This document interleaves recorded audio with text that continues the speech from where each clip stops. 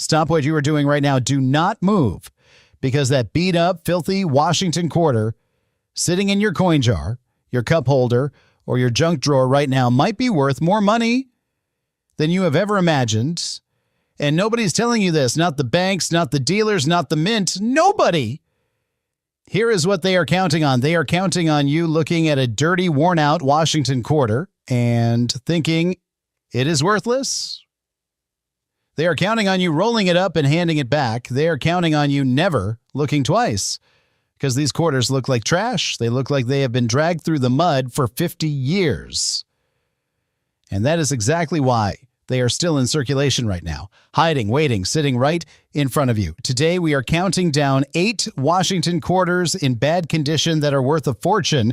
Not a few dollars, not pocket change. We are talking hundreds. We are talking thousands. We are talking coins that expert dealers will pay serious money for, even when they look like they came out of the bottom of a lake, because with these specific quarters, condition does not matter the way you think it does. And the mint has never once told you that. These coins are in your change right now. They are being ignored. They are being spent. They are being thrown away by people who had no idea what they were holding. After today, that will never be you again. 8 dirty Washington quarters, a fortune hiding in plain sight. Let us count them down. 4 has been sitting in your loose change jar for decades, and you have no idea what it is worth. This is a 1990 Washington quarter, and before you tell me it looks old and beat up and worthless, I need you to stop. Because this coin is made of something the United States government decided Americans should never have access to again: real silver. 90% pure silver. Pressed right into that coin in 1990, when money actually meant something. When a quarter in your pocket held real weight, real value, and real purchasing power, the government knew it. The Federal Reserve knew it. And in 1965, they made a decision that changed everything. They banned it. Not with a press release, not with a public announcement.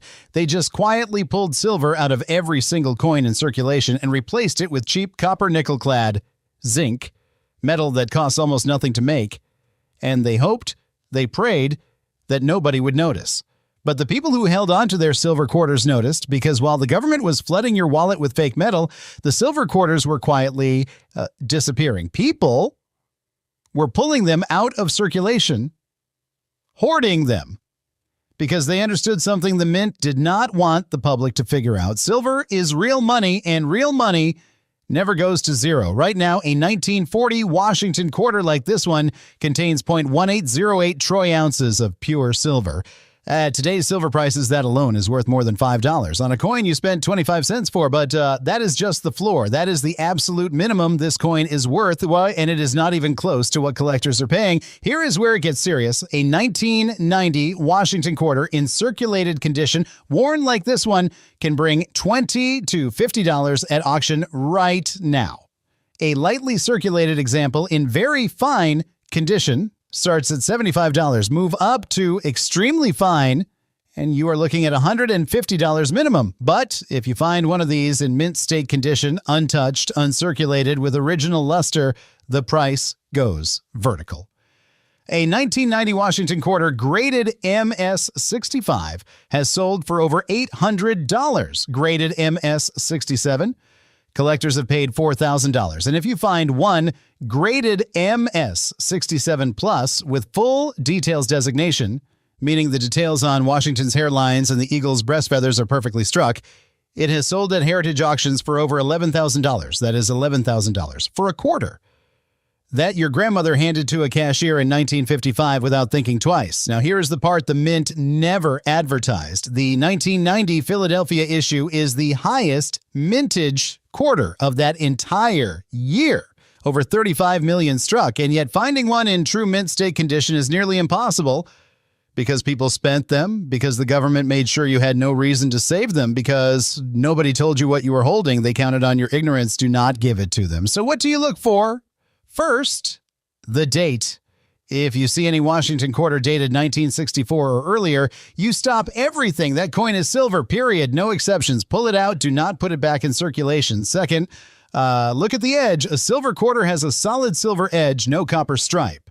If you see a reddish-brown line running around the outside of the coin, That is a clad quarter worth 25 cents. If that edge is pure silver all the way through, you have something real. Third, and this is critical, do not clean it. I do not care how dark it looks. I do not care if it looks like it has been at the bottom of a river since the Eisenhower administration. Cleaning a coin destroys its numismatic value instantly. Collectors would rather have a dark, original surface coin than a polished one. The patina is proof it has never been tampered with. And fourth, get it graded, send it to PCGS or NGC.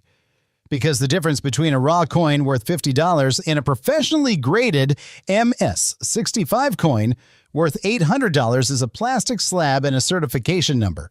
That slab is what gives you leverage at auction. That slab is what turns a coin you found in a change jar into a document of American monetary history worth real money. The 1940 Washington quarter is not just a collectible, it is evidence.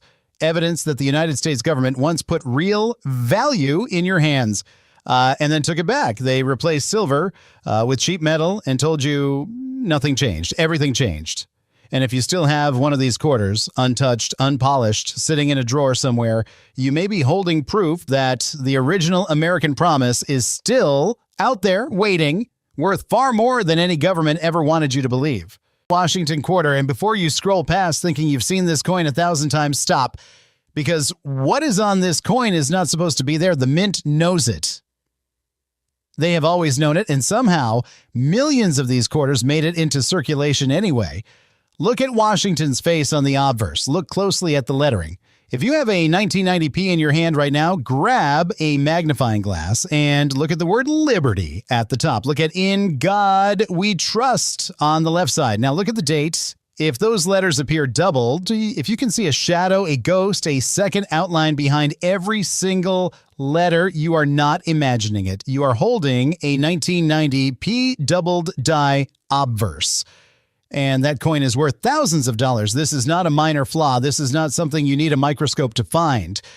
The doubling on a true 1990 PDDO is visible to the naked eye. That means the Mint's quality control inspectors saw it. The supervisors on the production floor saw it. Someone in a federal building in Philadelphia held one of these quarters, looked at the obvious doubling across Washington's entire portrait, and signed off on it anyway. They let it ship. They let it enter circulation, and they never said a word. Here is what happened. During the die production process in 1990, a working die at the Philadelphia Mint received a secondary impression that was slightly misaligned. Instead of scrapping that die, the Mint used it. They struck an unknown number of quarters with that flawed die before anyone pulled it. The exact mintage of the 1990 PDDO is not publicly confirmed. The Mint has never released that number.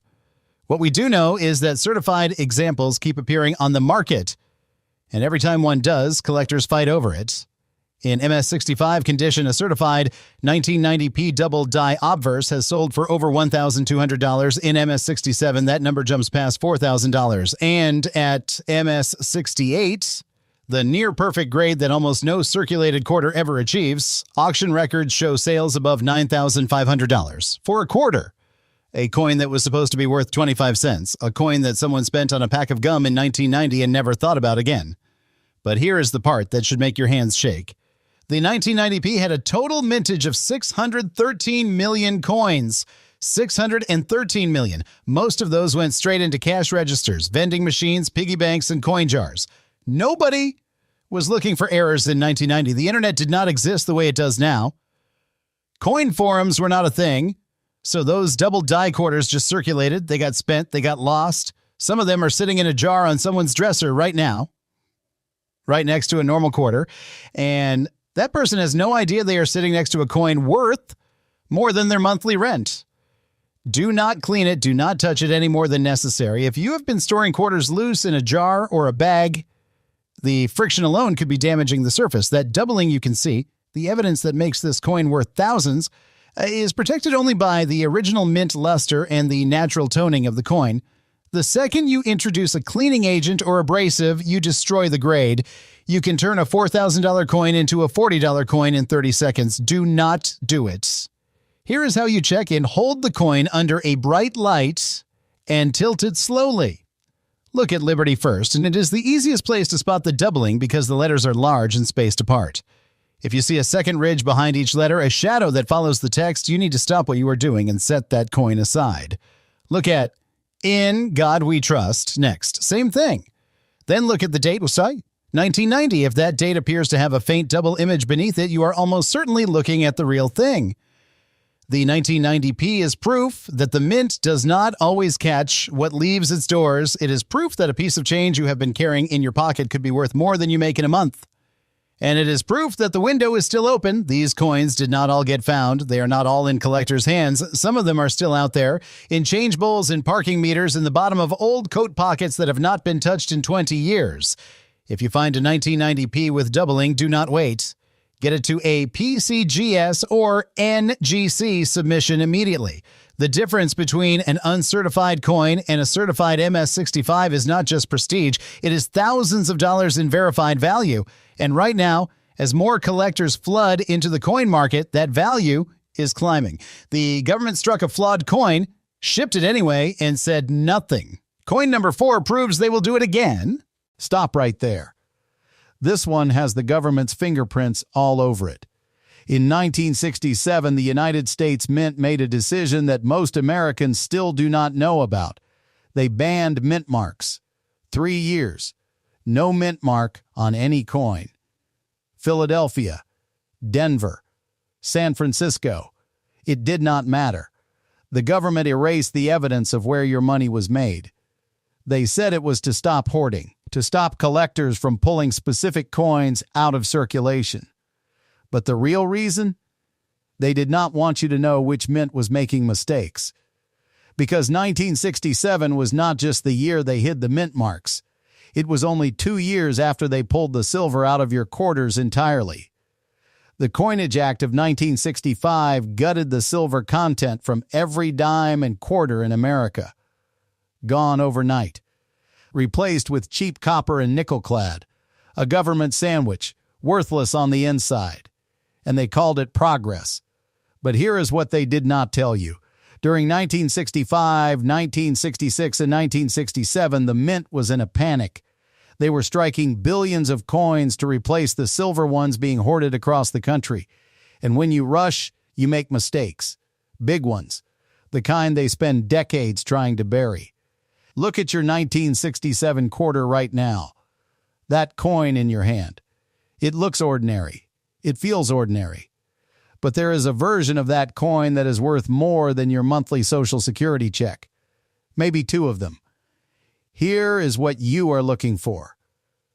The 1967 Special Mint Set Quarter. The Mint produced these without telling the public what they were. They were not proof coins. They were not regular strikes. They were something in between. Specially prepared dies. Specially handled planchies. The result was a coin with fields so reflective they look like glass and lettering so sharp it could cut paper. And most people threw them straight into a tip jar without blinking. If your 1967 quarter has unusually crisp lettering, if the flat areas of the coin seem to catch the light in a way that other quarters do not, if the eagle on the reverse looks more defined than anything else in your change jar, do not put that coin down. You may be holding a 1967 SMS specimen worth $500 to $15,000. $15,000 for a quarter. But it gets worse. Or better. Depending on which side of this you are on. Some 1967 quarters were struck on the wrong planche. Silver planches. Left over from the pre-1965 era. Transitional errors. The kind of accident that happens when you are retooling an entire national currency in 18 months and you are too careless or too arrogant to check your work. A coin struck in silver when it was supposed to be struck in clad is essentially a ghost. It should not exist. The government says it does not exist. But collectors have found them. And when they do, the mint goes silent. A verified transitional error on a 1967 quarter would be worth $50,000 at auction. maybe far more. Because it does not just prove the mint made a mistake. It proves the mint was still using silver stock after they told the American public the silver was gone forever. That is not an error. That is evidence. Pick up your 1967 quarter right now and hold it by the edge. Look at the rim. If you see a copper stripe sandwiched between two silver-colored outer layers, that is clad. That is the coin the government wanted you to have. That is the coin that is worth 25 cents. But if that edge is solid, if it is uniform all the way around with no copper core, no sandwich, no stripe, that is silver. And if you are holding a 1967 quarter with a solid silver edge, you are not holding a quarter. You are holding a documented government error worth more than most people earn in a year. Do not clean it. Do not polish it. Do not hand it to someone else. And there is one more thing before you put it down. Turn the coin over to the front. Look directly at the words "In God We Trust" and "Liberty." Look hard. Tilt the coin under a light. If any of those letters appear doubled, if you can see a shadow or a ghost image trailing behind the main text, that is a 1967 double die obverse. That error has sold at auction for over $5,000. $5,000 in pocket change. The 1967 Washington quarter is not just a coin. It is a document of what the United States government did to your money in the 1960s. They stripped the silver. They banned the mint marks. They rushed production so fast that coins slipped through that they will never officially acknowledge. And most of them are sitting in change jars right now, in cookie tins in garages, in the pockets of people who have no idea what they are holding. Do not be that person. 1972. 8 years after the government pulled every last ounce of silver from your pocket change. 8 years of quietly replacing real money with copper-nickel sandwiches and calling it progress. And yet, 8 years after that switch, the mint was still making catastrophic errors on these coins. Errors so obvious they had to know. Errors so significant that certain 1972 quarters are now selling for $4,000, $8,000, $15,000, and more. And the mint never said a word. Stop what you are doing. Because if you have a 1972 quarter anywhere in your home right now, what I am about to tell you could change everything. Let us start with the double die. On certain 1972 Washington quarters, the obverse was struck twice by a misaligned die. The result is a coin where the date shows visible doubling. The lettering shows visible doubling. In strong examples, you can see two complete sets of features overlapping without a magnifying glass. Just hold it under a light and tilt it. If that 7 and that 2 look thick, if the L in Liberty casts a shadow behind itself, if "In God We Trust" looks like it was typed twice and neither attempt lined up, you have a problem, a very profitable problem. The 1972 double die quarter in MS-65 condition, that is mint state, near perfect, the kind of coin that spent zero time in a vending machine. That coin has sold for $4,200. In MS-66, prices push past $6,000. And in the top grades, numismatists have documented sales north of $9,000 for a coin that started its life as 25 cents. But the double die is not even the most dangerous version of this coin. Some 1972 quarters were struck on the wrong planche. When the mint made the transition from silver to clad coinage in 1965, the process was not clean. Leftover planche stock. Mixed production bins. Industrial speed runs moving faster than any quality control could track. The conditions for catastrophic error were everywhere. And a 1972 quarter struck on a 40% silver planche, on a dime planche, on a foreign coin blank. Those coins exist. They have been certified by PCGs and NGC. They have sold at auction for serious money, and they are worth far more than any double die. A wrong planche quarter from this era in authenticated condition can exceed $15,000. If it carries strong details and original surfaces on a silver planche, You are talking about a coin that covers a year of car payments, that funds a family vacation twice over, that goes into a safe, and does not come out until the price climbs higher. Now here is how you find it. Look at the date first. No tools, just your eyes and a light source. Tilt the coin. Watch for that shadow effect behind the numbers. If you see any doubling on the obverse at all, stop. Do not guess. Do not ask a friend. Put it in a coin flip and set it aside. Next, weigh it. A standard-clad Washington quarter weighs exactly 5.67 grams. If your kitchen scale reads anything different on a 1972 quarter, that coin is not standard issue. Wrong planche coins weigh wrong. That is how they get caught. And that is how you catch them before anyone else does. Then look at the edge. Clad quarters have a visible copper core running along the rim. Bright red. Obvious. But a coin struck on a silver planche does not have that stripe. The edge is solid, uniform, and completely different from what you expect. If your 1972 quarter has no copper stripe along the rim, you are not holding a normal coin. Here is the part the government does not advertise. Federal Reserve policy requires error coins to be flagged before they reach public circulation. Documented, pulled, destroyed. That is the official policy. But 1972 double die quarters circulated. Wrong planche quarters circulated. Collectors have been recovering them for 50 years, which means the policy failed, or the policy was never really the point. Either way, those coins are out there right now. Do not clean it. Do not polish it. The moment you alter the surface of an error coin, the grade drops. The value drops. And you cannot undo it. The mint made their mistake in 1972. Your job is to not repeat it in your kitchen. If you have a 1972 quarter, check it tonight. Weigh it. Look at the date. Look at the edge. And if anything feels off, send it to NGC or PCGs for professional authentication immediately. Because in this case, wrong is exactly right. Pick it up. Look at the date.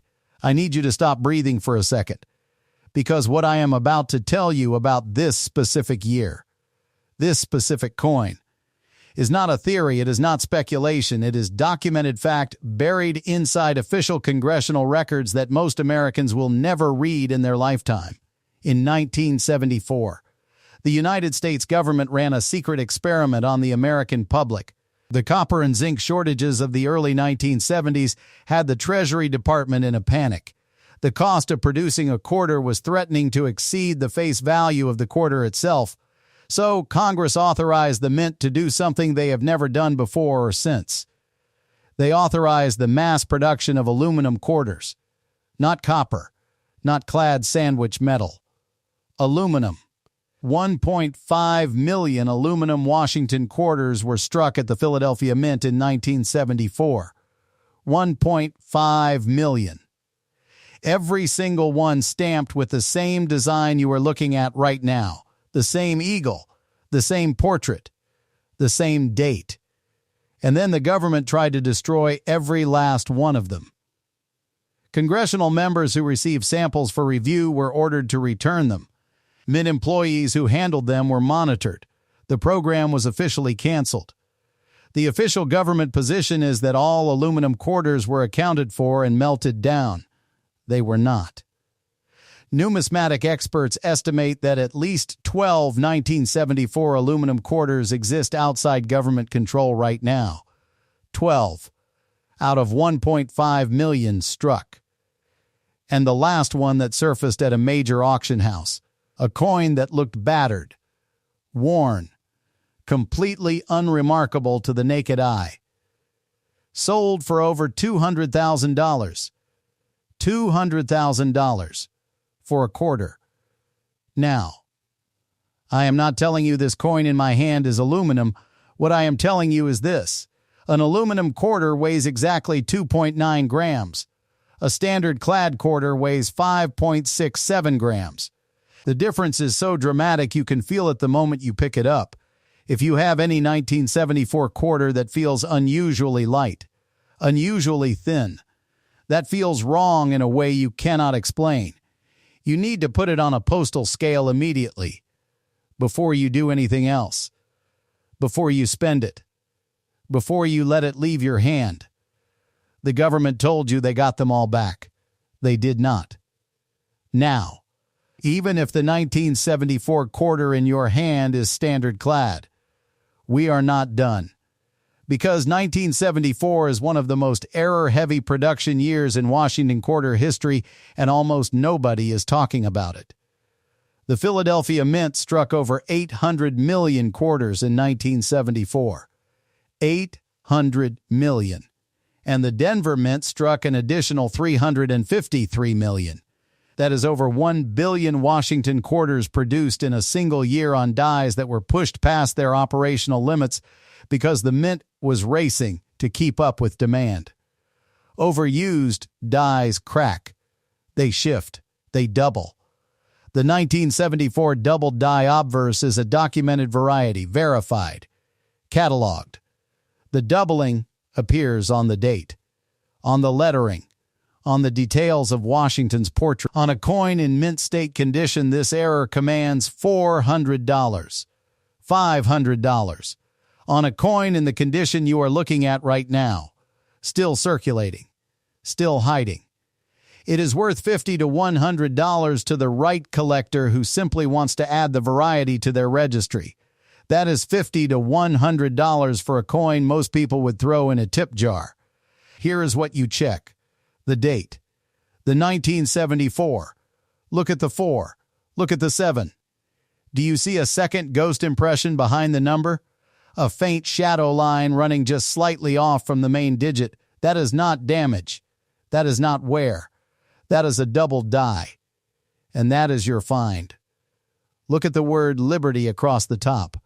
On a standard 1974 quarter, the letters are clean single impressions. Even under heavy wear, you can see if the letter forms are doubled, if Liberty looks thicker than it should, if the curves of the B and the R seem to have an echo behind them.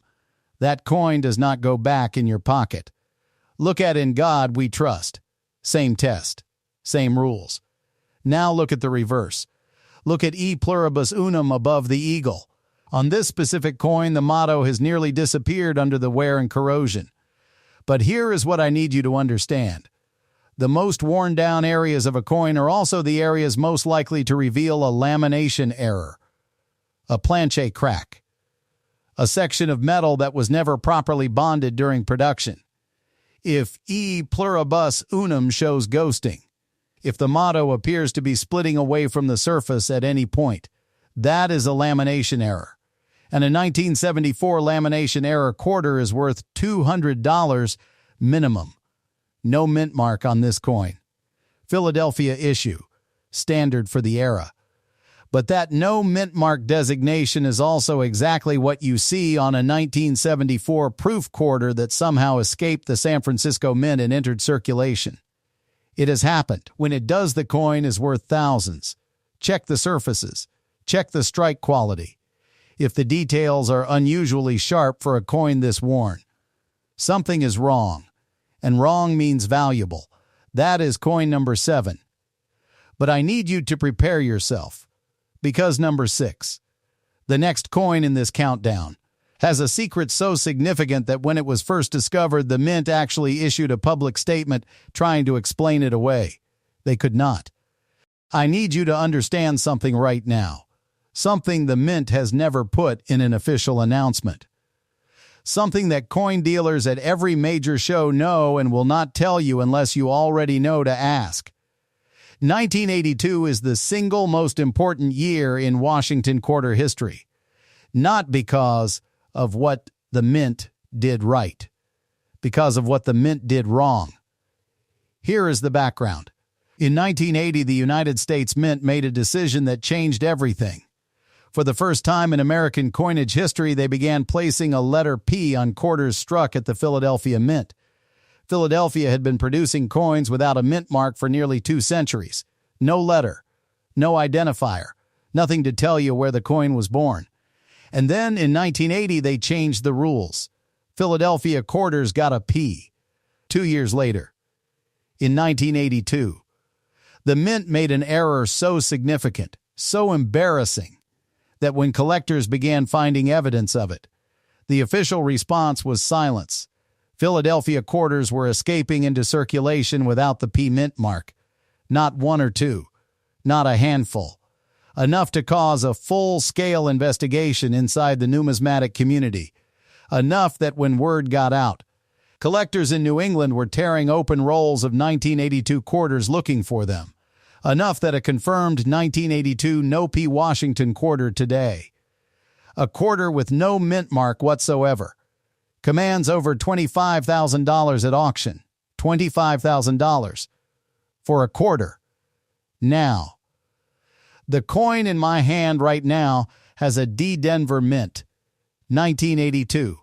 And I know what you are thinking. You are thinking that means this particular coin is not the No P variety. But here is what I need you to understand. Every single 1982 quarter in your possession, every one you have ever spent without looking, every one sitting in that jar on your counter right now, needs to be examined immediately. Because the No P 1982 quarter does not look different from a standard quarter. It does not glow. It does not announce itself. It sits in a pile of ordinary change looking exactly like every other dirty, corroded, worn-out 1982 quarter in existence. And it is worth $25,000. Turn every 1982 quarter over. Look at the obverse. Look at the area just to the right of Washington's ponytail ribbon. Above the date. Is there a P? Is there a D? Is there absolutely nothing at all? If there is nothing, stop everything. Now, back to this 1982 D. Because Denver had its own problems in 1982 and they do not get nearly enough attention. The Denver Mint struck over 373 million Washington quarters in 1982. 373 million. Running day and night. Pushing dies well past their recommended strike counts because production demand was relentless. When you push a die past its limit, one of two things happens. It cracks, or it shifts. Both of those things happened at Denver in 1982. The 1982 D double die obverse is a documented variety, real, verified. The date on affected coins shows clear doubling on the numerals. The 1982 shows a secondary impression just slightly separated from the primary strike. The letters in Liberty show the same effect. Under a 10-power loop, this doubling is unmistakable, even on a coin as worn as the one I am holding right now, because the doubling is in the die. It is pressed into the metal at the moment of striking. 30 years of circulation does not erase it. Corrosion does not erase it. The pitting you see on this coin does not erase it. It is still there, waiting for someone who knows what to look for. A 1982 D double die obverse quarter in heavily circulated condition is worth $100 to $200. In better grades, it climbs past $500 fast. Look at the date on every 1982 D quarter you own. Look at the base of the 2. Look at the top of the 9. Is there a faint ghost line? A shadow number running just behind the primary digit? If yes, you do not spend that coin. You do not touch that coin with bare hands. You put it in a protective flip immediately, and you find a numismatist this week. Now here is the third strike zone on a 1982 quarter, and this one requires nothing more than your bare hands to detect. Missing clad layer errors. Every Washington quarter since 1965 is a clad coin. A copper core bonded between two outer layers of copper-nickel alloy. That bonding process is not perfect. It has never been perfect when the bonding fails on one side before the coin is struck. What you get is a quarter that looks wrong. One side has normal color, normal texture, normal appearance. The other side is pure reddish copper, raw, exposed. Completely different from any quarter you have ever seen. A 1982 missing clad layer quarter is worth $300 to $500. Pick up every 1982 quarter you find. Feel both sides. If one side feels rougher, looks redder, looks like the inside of a penny instead of a quarter, Do not put it down.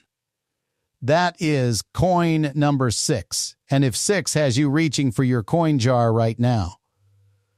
Number 5 is going to stop you cold, because number 5 involves a Washington quarter so rare the government has only officially acknowledged 3 of them in existence. But experts believe hundreds are still out there.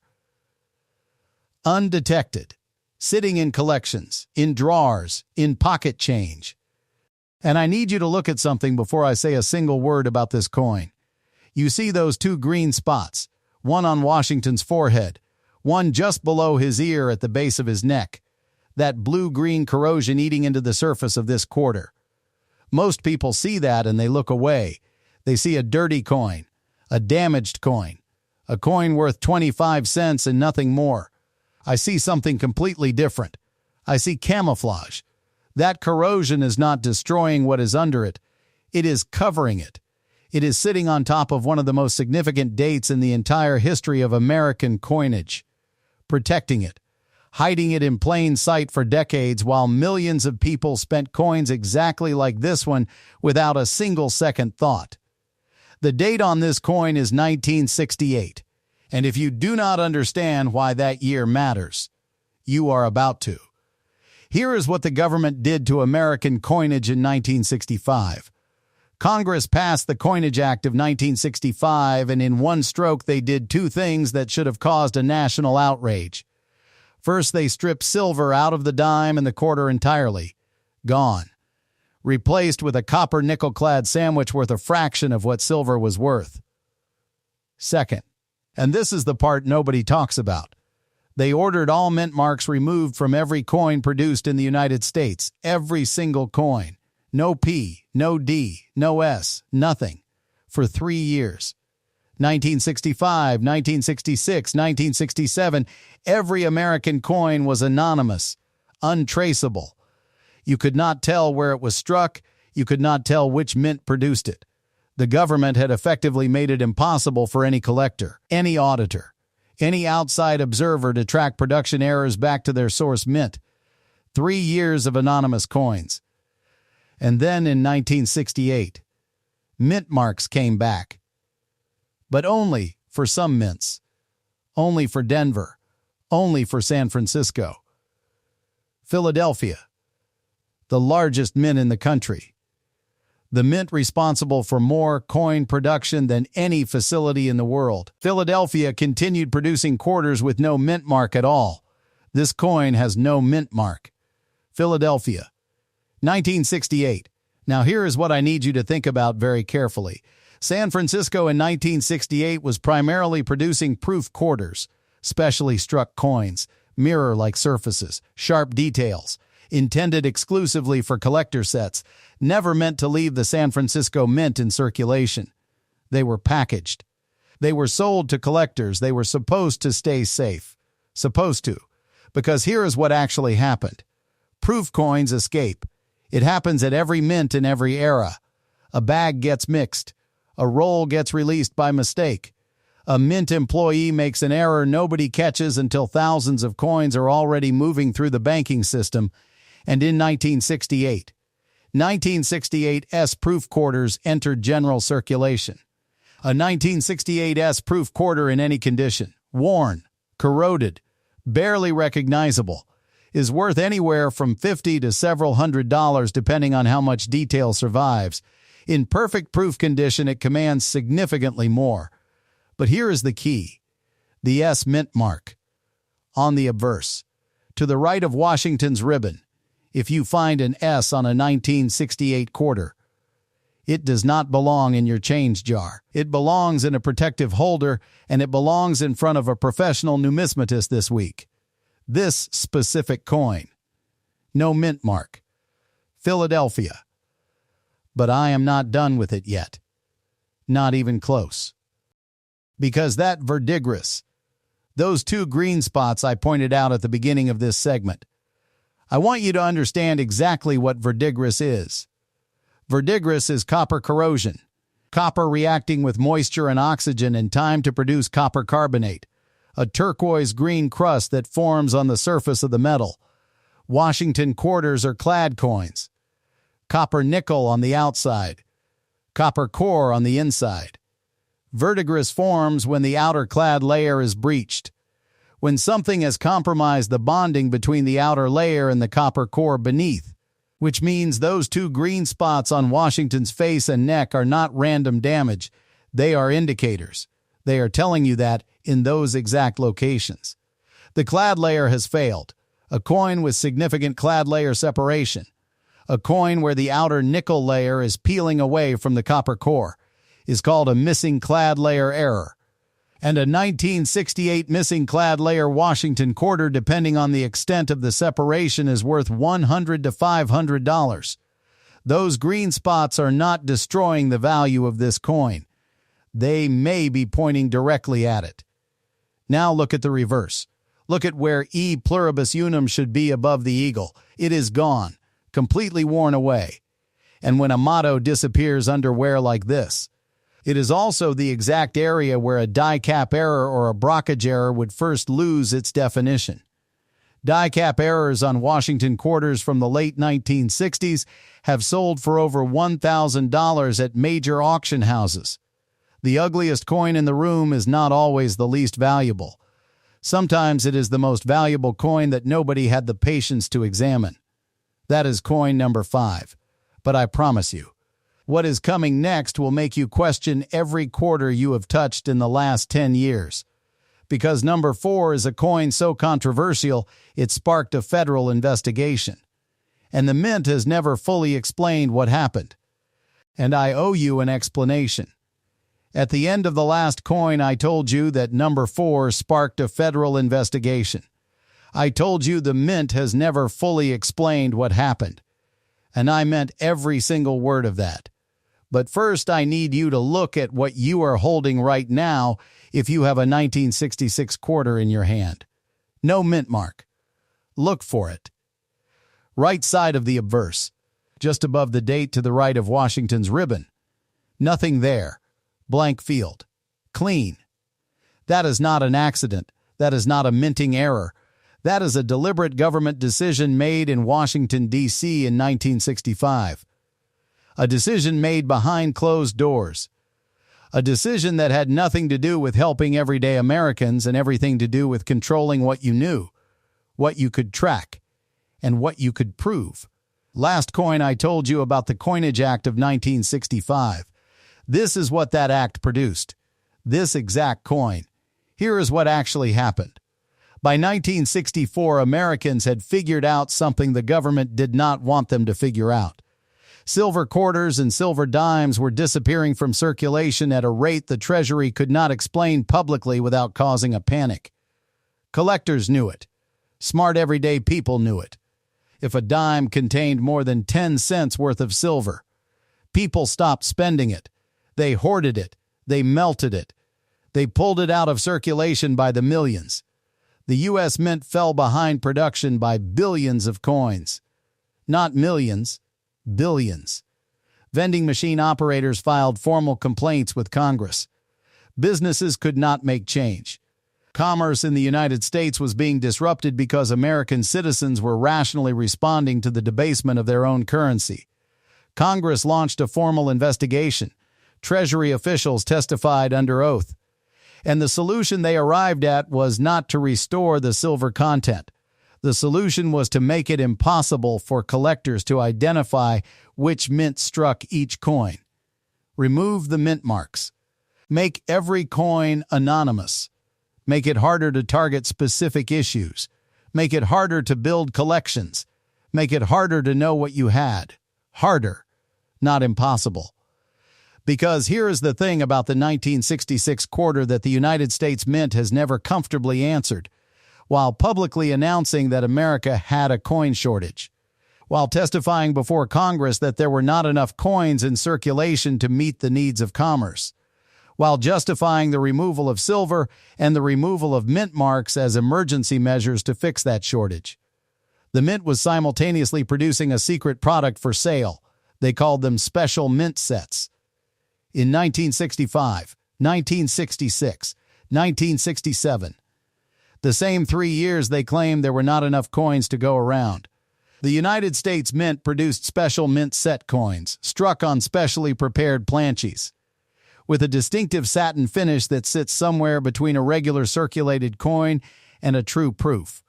Sharper details, higher quality dies, different press pressure, a noticeably different look and feel from anything that was supposed to be in your change. And they sold them directly to collectors at a premium during a national coin shortage. The 1966 Special Mint Set Quarter, even in heavily worn condition from escaping into circulation, retains collector premium because of what it represents.